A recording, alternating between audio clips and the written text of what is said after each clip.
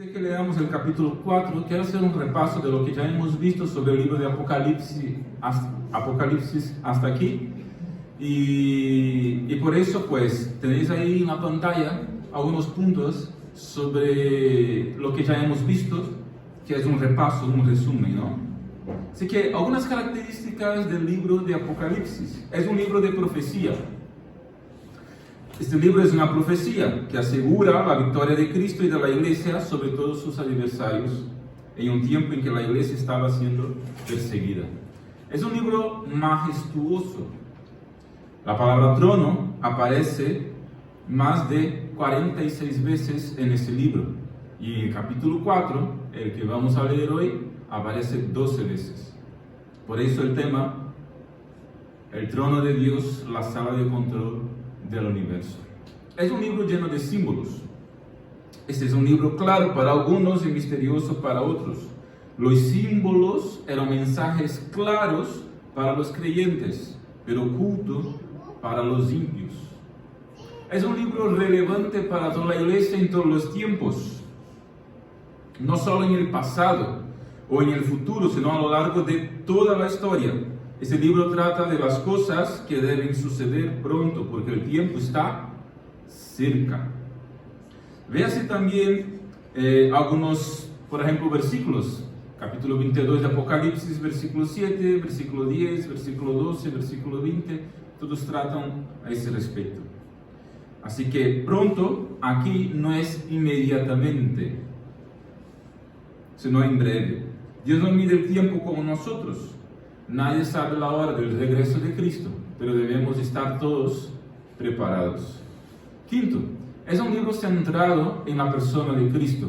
Aquí el principal no es saber el momento que terminará todo. Lo principal del libro de Apocalipsis no es revelar el día final, qué día será. No, a veces se piensa mucho sobre el Apocalipsis e intenta descubrirse algo allí de misterio que estaba oculto. Pero la verdad que lo principal de Apocalipsis es que Cristo está siendo glorificado. Y esa glorificación se consumará en su segunda venida. Entonces el tema del libro es la victoria de Cristo y su iglesia sobre el mal, el enemigo, Satanás. Así que el libro magnifica la grandeza de Cristo.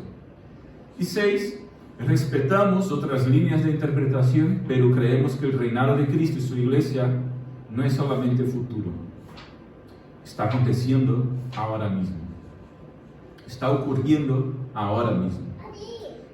Jesús no reinará en un reinado espiritual futuro. Creemos que Cristo está reinando ahora por medio de su iglesia. Cuando Cristo encarnó, su mensaje inicial decía: os he llegado el reino de Dios. Significa que Jesús trajo el reino de Dios a la tierra, y cuando ascendió a los cielos no lo llevó consigo, sino que el reino de Dios sigue ahí manifestándose por medio de su iglesia. Y 7, y último punto de nuestro repaso, hemos dicho que la estructura del Apocalipsis está dividida en 7 sesiones paralelas y progresivas. La primera sesión, los 7 candelabros, que son las 7 iglesias, del capítulo 1 al 3, hemos estado viendo sobre eso, los primeros mensajes. Y capítulo 2 y 3 están dedicados a las 7 cartas enviadas a las 7 iglesias de Asia. Ahí se presenta a Jesús en medio de la iglesia, que son los 7 candelabros. La segunda sesión, los 7 sellos, que es lo que vamos a empezar a ver a día de hoy, ¿no? En la tercera sesión, 7 trompetas, la tríada del mal, las 7 copas, el juicio de Dios, la derrota de los agentes del dragón, la victoria final de Cristo y su iglesia. 7 sesiones paralelas y progresivas. Paralelas porque las 7 cuentan la misma historia, la victoria de Cristo. Progresivas porque cada una va añadiendo pues particularidades, va añadiendo información nueva sobre la misma victoria de Cristo. Ahora sí, vamos a leer el pasaje, Apocalipsis capítulo 4. Dice: después de esto miré y vi que había una puerta abierta en el cielo. La voz que yo había oído antes y que era como el sonido de una trompeta me dijo, había oído antes en el capítulo 1, versículo 10. Dijo la voz, sube acá y yo te mostraré lo que sucederá después de esto. Al instante vino sobre mí el Espíritu y vi que en el cielo había un trono, en el cual estaba sentado alguien. El que estaba sentado tenía el aspecto de una piedra de jaspe y de cornalina. Alrededor del trono había un arco iris semejante a la esmeralda. Rodeando el trono había 24 tronos, y en los tronos vi sentados a 24 ancianos vestidos de ropas blancas con coronas de oro en sus cabezas. Del trono salían relámpagos, truenos y voces. Delante del trono había 7 antorchas encendidas, que son los 7 espíritus de Dios. También delante del trono había como un mar de vidrio semejante al cristal. En medio del trono y a su alrededor había 4 seres vivientes, llenos de ojos por delante y por detrás. El primer ser viviente era semejante a un león, el segundo era semejante a un becerro, el tercero tenía rostro como de hombre, y el cuarto era semejante a un águila en pleno vuelo. Cada uno de los 4 seres vivientes tenía 6 alas, y estaba cubierto de ojos por fuera y por dentro. Día y noche decían sin cesar, Santo, Santo, Santo es el Señor, Dios Todopoderoso, el que era, el que es y el que ha de venir. Cada vez que aquellos seres vivientes daban gloria y honra y acción de gracias al que estaba sentado en el trono, al que vive para siempre jamás, los 24 ancianos se postraban delante del que estaba sentado en el trono y adoraban al que vive para siempre jamás. Y echaban sus coronas delante del trono y decían, Señor, digno eres de recibir la gloria, la honra y el poder, porque tú creaste todas las cosas y por tu voluntad existen y fueron creadas. El trono de Dios, o el trono de Cristo, la sala de control del universo. Aquí hemos visto por 12 veces la palabra trono, y en 10 ocasiones se refería al trono de Cristo, porque quien está aquí sentado en el trono es Cristo, siendo glorificado, el que es, el que era y el que ha de venir. El que ha de venir es Cristo, así que está identificado quien está sentado en el trono. La primera visión de Juan fue del Cristo de la gloria en medio de su iglesia, Apocalipsis capítulo 1, versículo 3. Cristo en medio de los candelabros que representaban las 7 iglesias o las iglesias, no, la iglesia en general. Como dije, el libro de Apocalipsis es un libro lleno de símbolos, así que hay que interpretarlos como sea posible, cuando sea posible. Así que después de esa primera visión del Cristo entre los candelabros, el Cristo en medio de la iglesia, exaltado, que cuida y protege a su iglesia, pues comienza la revelación de lo que sucederá después de esas cosas. Eso lo vemos en el versículo de número 1 del capítulo 4. Se ha visto a Cristo y luego lo que sucederá después de esto. Así que primero Cristo se reveló a sí mismo como el que conoce íntimamente a su novia, conoce todas las fortalezas y debilidades de su iglesia, ningún defecto de su iglesia se oculta ante sus ojos. Sin embargo, ahora el Cristo exaltado señala a su novia el camino de regreso. Y dice que Él es el remedio para su propia iglesia. No rechaza a su novia, sino que la amonesta para que ella regrese. Eso lo hemos visto del capítulo 1 a 3. Ahora, la visión que sigue será de las grandes tensiones que enfrentará la iglesia hasta la segunda venida de Cristo. ¿Cómo será esa batalla o ese enfrentamiento, no? Así que esta revelación incluye la destrucción de los poderes del mal, de Satanás y la muerte. Pero antes de que sean destruidas, Estas fuerzas malignas emprenderán un esfuerzo desesperado para frustrar los planes de Dios, intentando destruir el pueblo de Dios, la iglesia. Esta es la gran tensión entre el reino de Dios y el reino de las tinieblas. Esa es la gran guerra espiritual, pero que ya está vencida. Nosotros estamos luchando las batallas, pero la guerra ya está vencida, porque el Apocalipsis nos revela que Cristo ha vencido la guerra. Así que, tercer punto de esa introducción. Sí, puede volver, Lourdes. El mensaje central del libro de Apocalipsis es mostrar a la iglesia perseguida que su Dios y Cristo está en el trono del universo. Antes que el mundo persiga a la iglesia, la apertura de los 7 sellos, los sellos tienen que ver con la persecución que sufre la iglesia.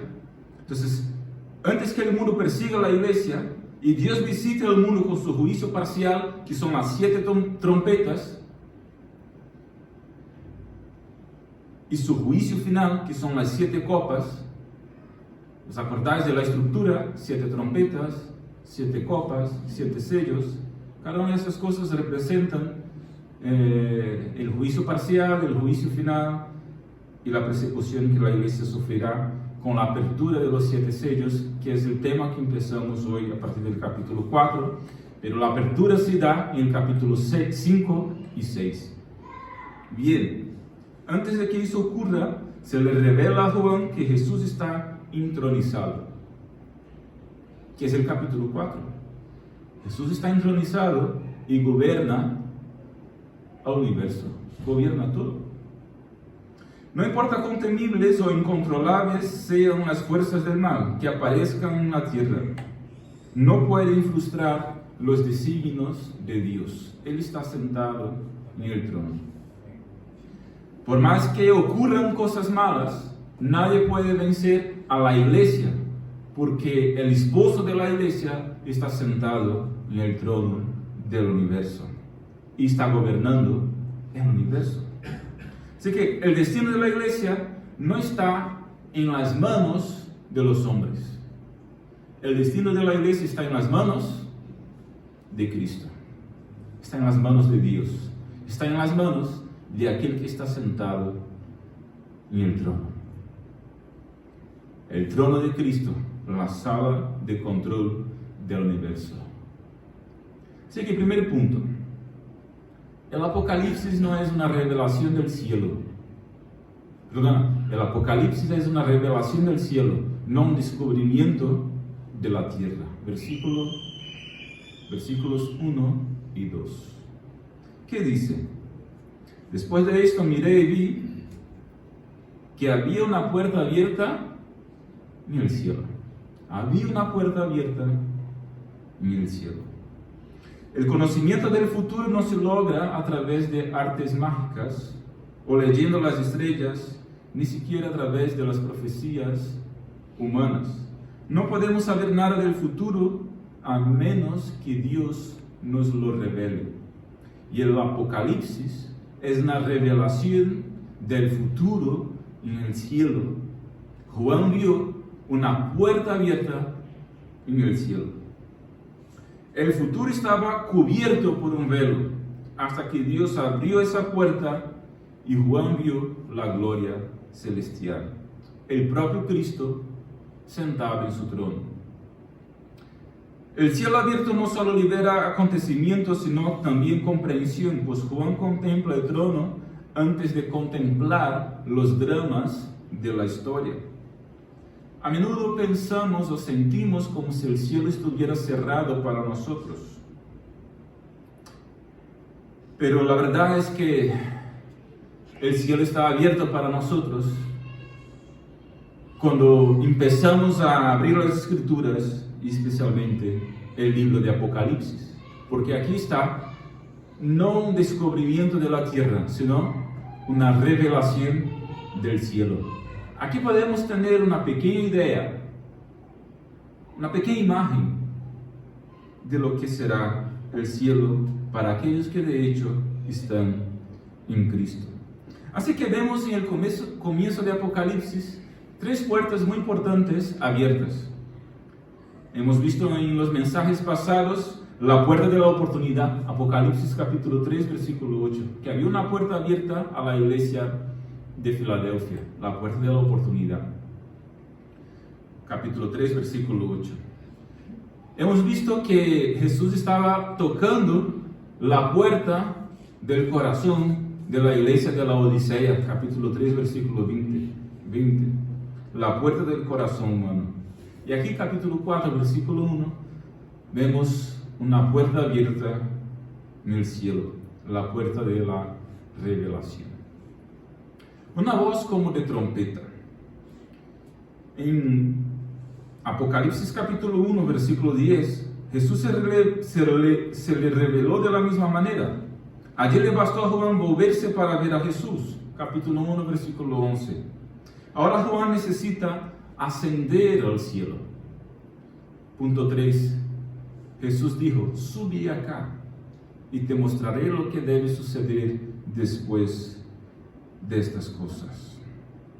Juan es llamado al cielo para ver no el aspecto cíclico de la historia, no la historia sin frenos y sin dirección, no la historia dirigida por los hombres, sino para ver lo que debe suceder según los acontecimientos, según lo que predijo, según lo que Cristo determina. El Dios que está sentado en el trono es quien determina todo lo que sucede, todo lo que ocurre. Por eso, el trono de Cristo es la sala de control del universo. Allí se deciden las cosas. No hay casualidad ni falta de control. El futuro está en las manos de Jesús. Amén. Porque quien está en el trono gobierna. Quien está en el trono tiene la autoridad. Eso simboliza el trono. Es quien tiene el poder para tomar las decisiones. Así que eso tiene que ser de mucho consuelo. Tiene que ser de mucho consuelo para los que le siguen a Jesús. Saber que el futuro está en sus manos y los que le siguen a Él están del lado de aquel que gobierna. Eso nos quita el temor. No debemos temer nada. Por más que las cosas malas ocurran, el mal esté ahí, la guerra esté siendo ahí entablada, estamos para aquel que tiene la victoria en sus manos y gobierna todas las cosas. Dice por último que inmediatamente Juan se encontró en espíritu en el cielo. Ya no ve con sus ojos físicos, ni oye con sus oídos físicos, porque nadie ha visto nunca a Dios. Él habita en luz inmarcesible, inalcanzable. En carne y sangre, Juan no podía soportar contemplar el esplendor de la gloria de Dios. Así que tiene una visión. Y vamos a ver qué visión fue esta. Se nos cuenta ahí, pues, sobre 24 ancianos, sobre 4 seres vivientes, y tienen ahí unos símbolos de esos seres vivientes que tienen ojos por todo lado, etcétera, etcétera, etcétera. Como hemos dicho, ¿no? Apocalipsis es un libro lleno de símbolos, precisamente para que los creyentes de aquel entonces pudieran comprender y los impíos no. Segundo punto, de los versículos 2 al 6, Jesucristo es quien está sentado en el trono. Juan vio un trono en el cielo. El trono es un lugar de honor, de autoridad y de juicio. Todos los tronos en la tierra están bajo la jurisdicción de este trono en el cielo. El libro de Apocalipsis es el libro de la soberanía de Dios, donde se revela la victoria de Cristo y su iglesia. Aquel que creó todas las cosas tiene el control de todo y llevará la historia a una consumación final donde Él saldrá victorioso. La esencia de esta revelación es mostrar que todas las cosas están gobernadas por aquel que está sentado en el trono, a Jesucristo. De los 67 pasajes del Nuevo Testamento en los que aparece la palabra trono, 47 están en Apocalipsis. Y en ese capítulo, como ya os he dicho, tenemos 12 veces la palabra trono. Ese es el tema de ese capítulo. Y en 10 ocasiones, en un capítulo de 11 versículos, se está refiriendo al trono en que está Cristo. Un símbolo de soberanía inquebrantable de Dios. El mensaje está claro. Cristo está en el trono, Él gobierna todo, a Él toda la gloria por siempre. Así que el trono de Cristo es el verdadero centro del universo. Recordaros que ese es el tema principal de todo el libro de Apocalipsis. Es un libro cristocéntrico. Segundo, Juan vio al Cristo, Juan vio al Cristo glorioso sentado en el trono. Fijaros, para una iglesia perseguida, torturada, martirizada, porque era lo que estaba sufriendo la iglesia en aquel entonces, persecución por parte del Imperio Romano. Ese es un mensaje consolador, saber que tu Dios está en el trono.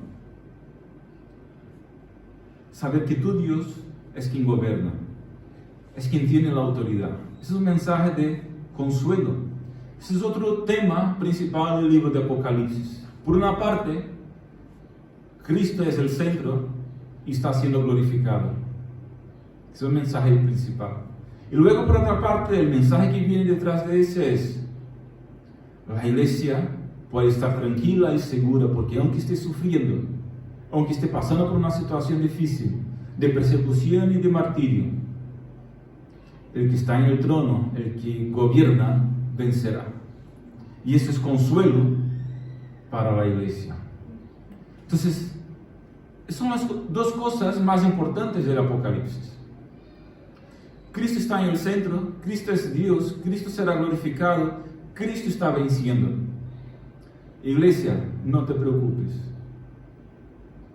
Tengas consuelo, porque la persecución y el sufrimiento que hoy sufres, pues pasará, porque pronto estaréis en el cielo con aquel que gobierna todas las cosas.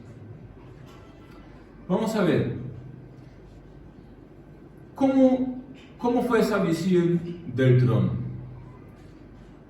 Dice el versículo de número 3 que el que estaba sentado tenía el aspecto de una piedra de jaspe y de cornalina. ¿Qué significa eso? Juan no intenta describir el que está sentado en el trono, sino su esplendor, o el resplandor de su gloria que de él emana. Así que él compara en su visión al que está sentado en el trono a los destellos luminosos que relumbran de piedras preciosas, especialmente dos: la jaspe y la cornalina. ¿Qué piedras son esas? ¿Ya habéis visto esas dos piedras? La jaspe probablemente es nuestra actual diamante. Y la cornalina es realmente la cornalina, una piedra roja. Vamos a ver sobre eso. El jaspe es ahora una piedra opaca y sosa. Si buscáis en Google jaspe, vais a ver que es una piedra roja, opaca, sosa, no muy preciosa. Pero es que el nombre que se da hoy al jaspe, pues fue cambiando.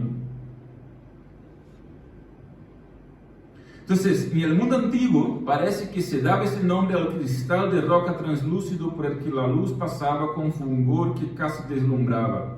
Todo lleva a creer que el antiguo jaspe, como os dije, es el actual diamante. La sardónice, que en mi Biblia es traducida como cornalina, la palabra griega original es sardónice, pero esa piedra tampoco pues es la misma, entonces fue cambiando de nombre a lo largo de la historia, y esa sardónice que viene en el griego original es la actual cornalina. Entonces el diamante, una piedra translúcida, blanca por así decir, y la cornalina, una piedra roja. La tercera piedra mencionada está en el versículo 3, que dice que Alrededor del trono salía un arco iris y era como de color esmeralda. Esa piedra sí no ha cambiado de nombre a lo largo de la historia. Posiblemente es la misma esmeralda que tenemos hoy. Si os acordáis, es una piedra preciosa de color verde, ¿no? Así que la visión que tuvo Juan del Cristo glorificado en el trono era como el destello cegador de un diamante al sol, porque los rayos, cuando dan el diamante, y si está delante de ti, pues te deslumbra. Como el brillo deslumbrante del rojo sangre de la cornalina, y brillaba a través de ambos el verde más descansado de la esmeralda, porque sólo así podía el ojo humano soportar la visión. Juan ve aquí belleza, riqueza y abundancia de luz. Dios es luz y habita en luz inaccesible. La piedra jaspe, el diamante, la piedra blanca translúcida, puede muy bien simbolizar la pureza y la santidad de Dios. La piedra roja, la cornalina, puede muy bien simbolizar el juicio de Dios. El trono de Cristo es un trono de santidad y justicia. Eso es lo que Juan ve. La piedra blanca, el blanco siempre ha simbolizado la santidad, la pureza. El rojo siempre ha simbolizado la justicia. Juan ve el trono de santidad y justicia de Cristo. Así es Dios, de hecho, santo y justo. ¿Cuáles son las características del trono de Cristo? ¿Cuáles son las características del trono de Cristo? No, vuelve, sí. Vuelve, uno más. Ahora, da. Sigue adelante.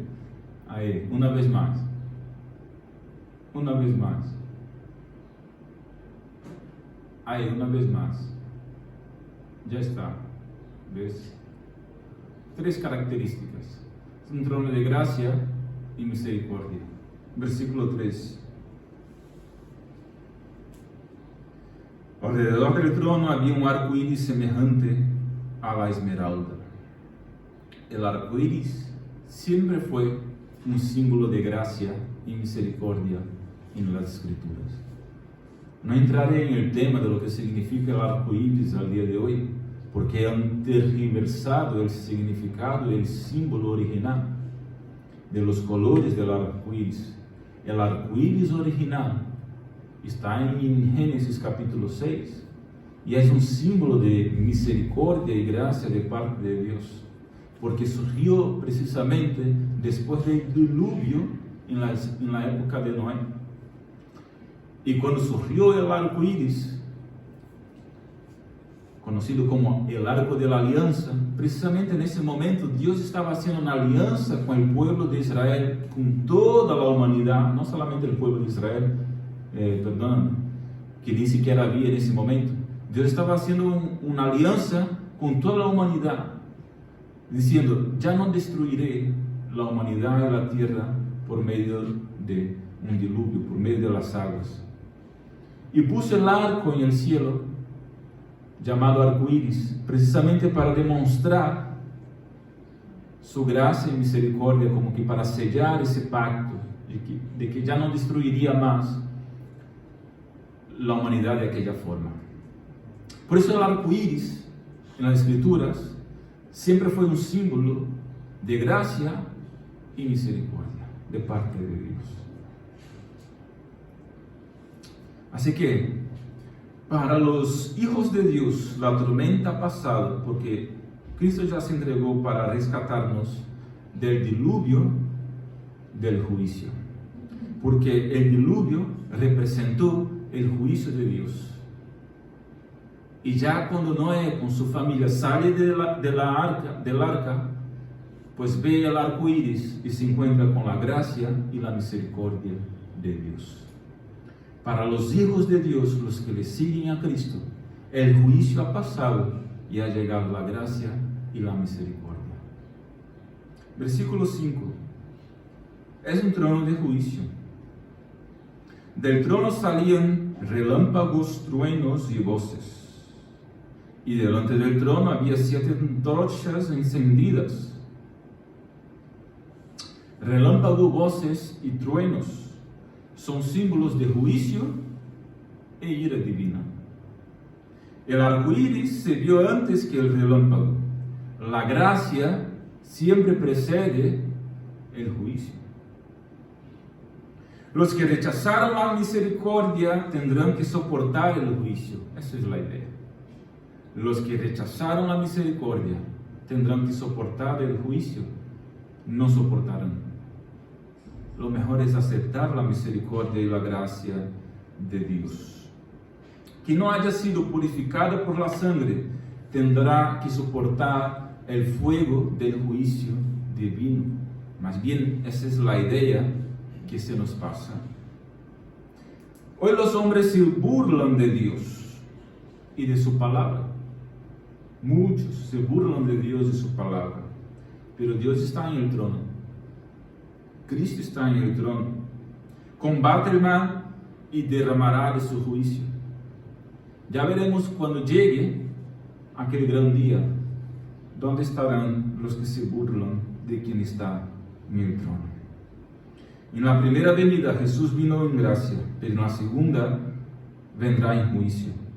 El trono de Dios no es pasivo. Es un trono de gracia y misericordia, pero también es un trono de juicio. Primero la gracia. Se nos está ofreciendo gracia y misericordia a toda la humanidad. Pero en aquel gran día ya no habrá gracia y misericordia. Habrá juicio. La gracia y misericordia hay que aceptarla ahora. Tercero, es un trono de santidad y transparencia. Versículo 6. Delante del trono había como un mar de vidrio, semejante al cristal. Mar de vidrio, semejante al cristal. ¿Qué significa eso? ¿Qué representa eso? ¿Qué simbolismo tiene eso? Este mar de vidrio contrasta con el mar de inmundicia y contaminación del pecado. Para estar ante el trono de Cristo es necesario estar purificado. El mar de vidrio trae una idea de transparencia, de santidad, de verdad. Tiene que ver con estar limpio delante de Dios. Sin santidad nadie verá al Señor. El mar de cristal está delante del trono porque delante del Señor hay que estar puro, hay que estar transparente. Dios es santo, así que el cielo no es contaminado por nada. Dios no se asocia con el mal, aborrece el mal, aunque ama a todos, no ama todo. ¿Comprende la diferencia? Ama a todos, no ama todo. Dios odia el pecado. Siguiente punto. La iglesia glorificada participa del reinado de Cristo y del juicio del mundo. Rodeando el trono, ¿qué había? Había 24 tronos. Versículo 4. Rodeando el trono principal, el trono de Cristo, había 24 tronos. Estos tronos están alrededor y no en el centro. Dios está en el trono alto y sublime y recibe gloria de los demás, de los que están a la vuelta, ¿no? Segundo, ¿quién estaba sentado o quiénes estaban sentados en estos tronos? Se nos dice que estaban sentados 24 ancianos. ¿Quiénes eran esos ancianos? Los 24 ancianos representan seguramente a todo el pueblo fiel de Dios a lo largo de la historia de la humanidad. 12 más 12 son simbólicos en el sentido que eran 12 patriarcas en el Antiguo Testamento y fueron 12 apóstoles en el Nuevo Testamento. Entonces, eso significa que allí está todo el pueblo de Dios reunido alrededor del trono, glorificando a quien está en el trono. Tanto aquellos que vinieron antes de Cristo, de su primera venida en el Antiguo Testamento, la iglesia del Antiguo Testamento, por así decirlo, como aquellos que vinieron después de la primera venida de Cristo, la iglesia del Nuevo Testamento, están todos ahí representados.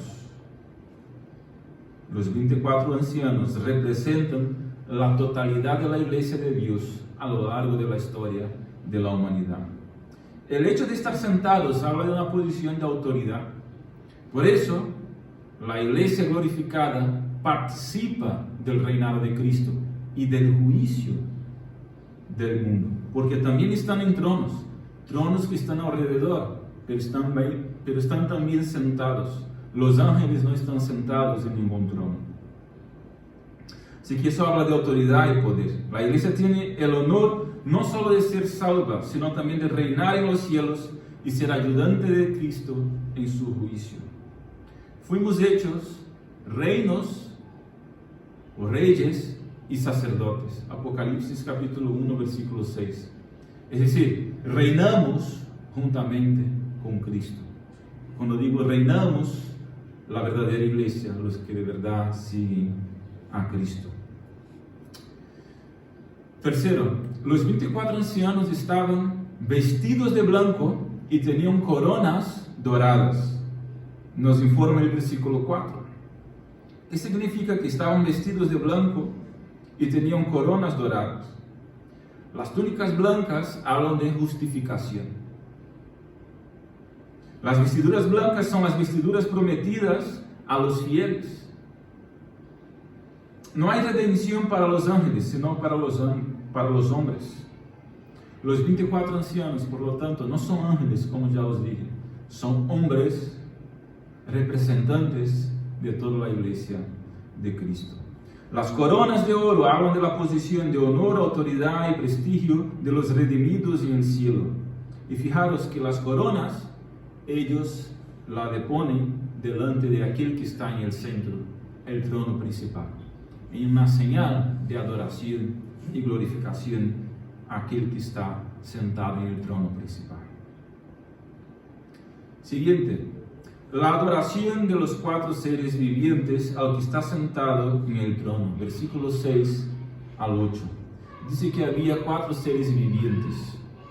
¿Quiénes eran o quiénes son esos 4 seres vivientes que se nos presenta aquí en el versículo 6?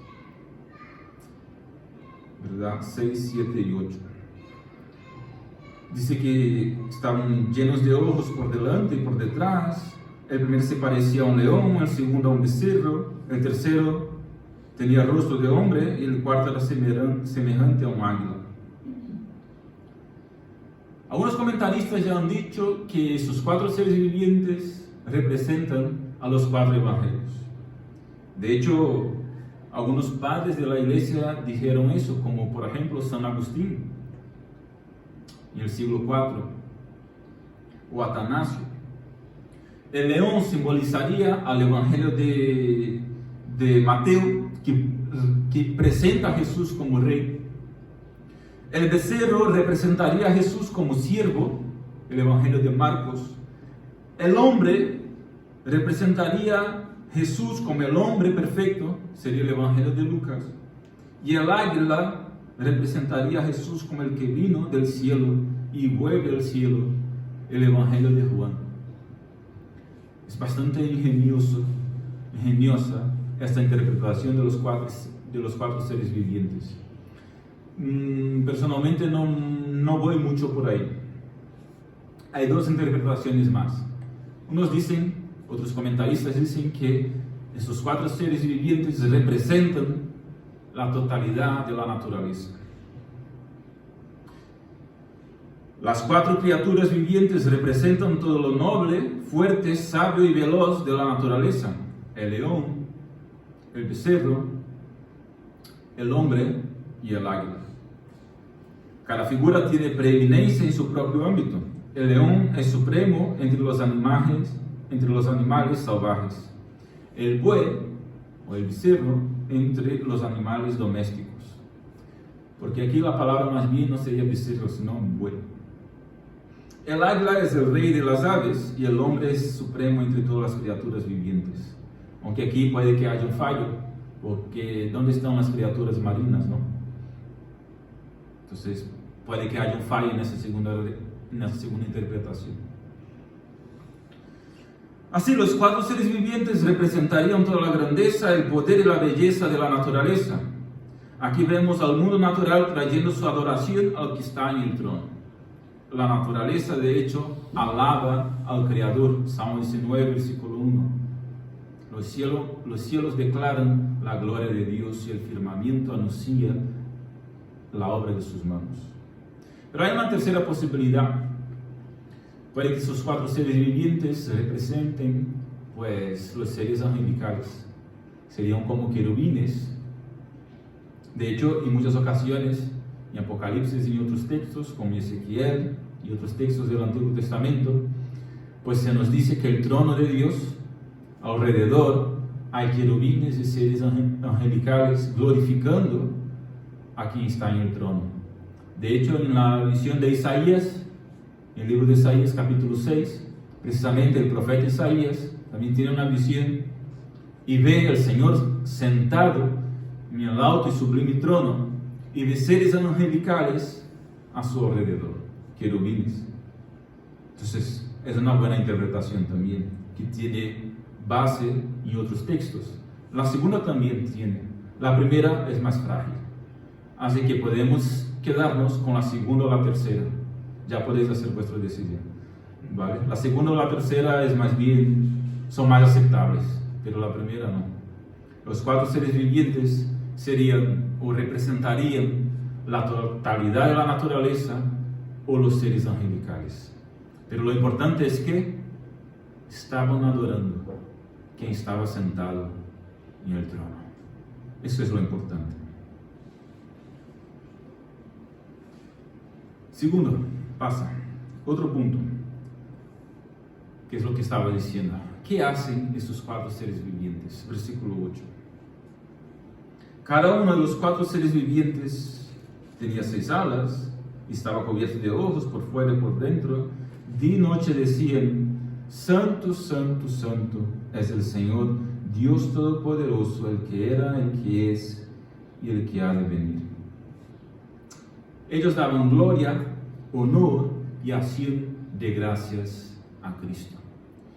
Segundo, proclamaban sin cesar, es decir, no paraban.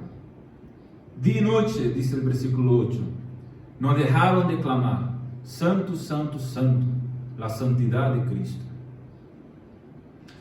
Santo es una descripción. Cuando se añade Santo, Santo, se está enfatizando, es un énfasis. Y cuando la Escritura se utiliza de 3 palabras seguidas como Santo, Santo, Santo, significa que es plenitud. Entonces, cuando aquí los querubines o la naturaleza dice Santo, Santo, Santo, significa que aquel que está sentado en el trono tiene toda la plenitud de la santidad posible en el universo, en todo el mundo, espiritual o natural. Él es completamente santo, perfecto. Segundo, proclamaba la omnipotencia de Cristo, el Todopoderoso. Las personas a las que iba dirigido el Apocalipsis vivían bajo la amenaza del Imperio Romano, un poder que ninguna persona ni nación podía desafiar impunemente. Figuraos lo que significaría para los cristianos estar seguros de que con ellos estaba el Todopoderoso. El mismo hecho de darle ese título a Cristo afirma la certeza de la seguridad del cristiano. Realmente saber que Dios es soberano implica confianza en el triunfo final. Pasamos por problemas aquí, enfrentamos dificultades, persecuciones, sufrimiento, pero el que está sentado en el trono es el Todopoderoso. Y el que está sentado en el trono está de nuestra parte, si es que nosotros estamos de su parte, ¿no? Tercero, ellos proclamaban la eternidad de Cristo, el que era, el que es y el que ha de venir, el cual esperamos. Los imperios pueden surgir y caer, pero Cristo permanece. Él era, es y ha de venir, constante. Por lo cual, sus siervos pueden estar seguros en la constancia y eternidad de Cristo. Es el mismo hoy, ayer y lo será para siempre. Así que también vemos otra cosa aquí. El cielo es un lugar de alabanza. ¿Os dais cuenta? El cielo es un lugar de adoración, de glorificación del nombre de Cristo, de contentamiento, de gozo. Porque esa gente no se nos dice que estaba tristes, más bien estaban contentos alrededor del trono. Tampoco vemos esa imagen y parece que, y unos dicen, vaya, pero qué cosa aburrida, ¿no? Estar ahí adorando a Dios por todo el siempre. Es que uno que piensa eso, de verdad nunca ha adorado a Dios, porque no sabe el contentamiento que se produce en el corazón y la mente de uno cuando está en un estado de adoración. El éxtasis y el entusiasmo y la alegría y el contentamiento que llena el interior de uno en la presencia de Cristo. Así que tampoco tenemos que tener la imagen de que todo el rato estaremos así, ¿no? Y en el cielo. Pero el cielo es un lugar de alabanza, de gozo, de glorificación a Cristo. Y uno se siente contento, realizado y satisfecho con esa realidad. Vale, vamos terminando con el último punto, que está en los versículos 9 al 11, ¿no? La adoración de la iglesia. Hemos visto la adoración de los 4 seres vivientes, pero los 24 ancianos también adoraban. El cielo realmente es un lugar de adoración. Versículos 9 al 11, porque dice que los 24 ancianos, a la medida que veían los 4 seres vivientes adorando, pues también se postraban, ponían sus coronas y también alababan a aquel que estaba sentado en el trono, ¿no? Aquí tenemos otra sesión del coro de adoración a Cristo.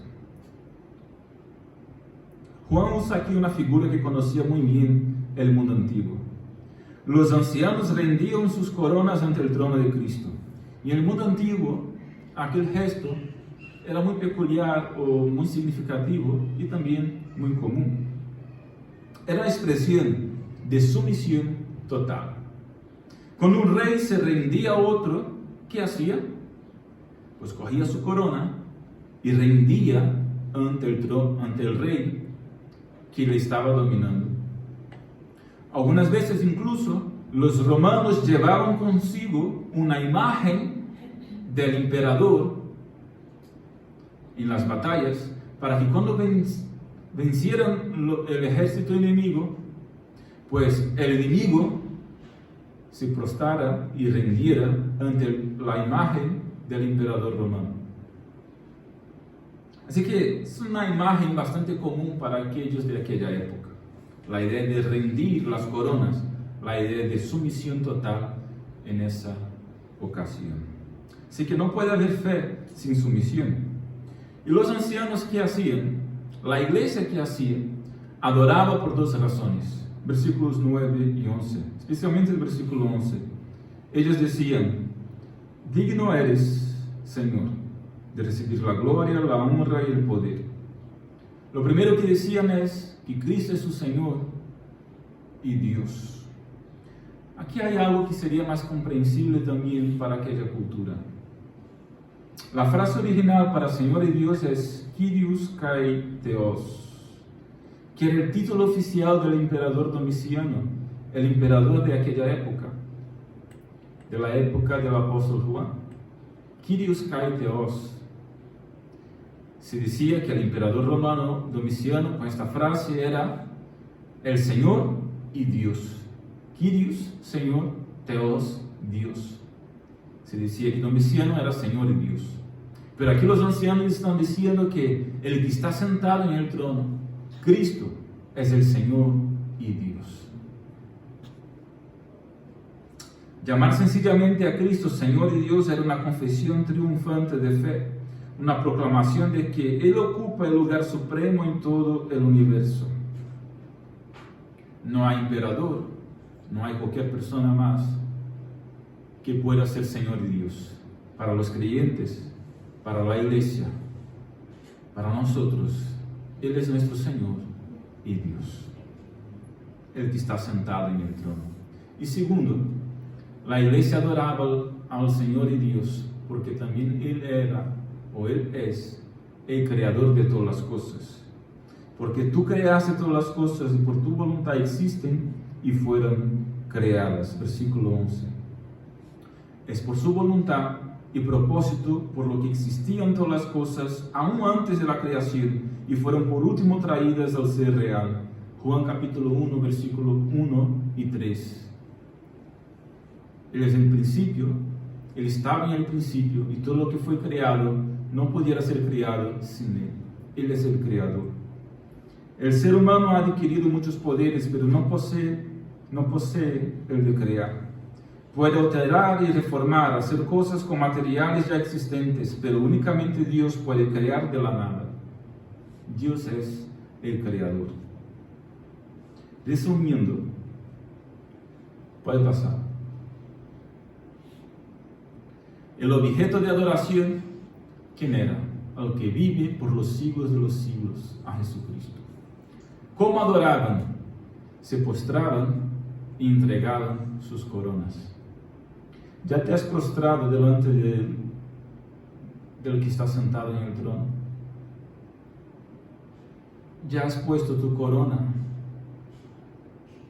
delante de aquel que está sentado en el trono? Es decir, ¿ya te has rendido a Él? Esa es la forma con la cual la iglesia en el cielo adoraba. Se postraba e entregaba sus coronas. ¿Cuáles eran las palabras de adoración? Él es Señor y Dios. Él es Señor y Dios de tu vida. Cristo es Señor y Dios para ti. Y segunda palabra de adoración. Él es el creador de todas las cosas. Así que Juan es llamado al cielo para ver el trono y el entronizado. El trono de Cristo es la sala de control del universo. Pero la gran pregunta también es, ¿el trono de Cristo es la sala de control de tu corazón? Él es tu Señor y Dios. ¿Te has rendido tus coronas delante de Él? Quédate con estas preguntas y reflexiona como aplicación de ese mensaje, de ese estudio, ¿no? Más bien no es un mensaje, es más bien un estudio. Por eso nos alargamos un poquito más los domingos por la tarde. El trono del soberano todopoderoso está en el centro del universo. Todo sucede desde el trono. Todo está alrededor del trono. Gracia y juicio emanan del trono. Toda alabanza y adoración sean para el que se sienta en el trono. A Él Cristo sea la gloria por siempre.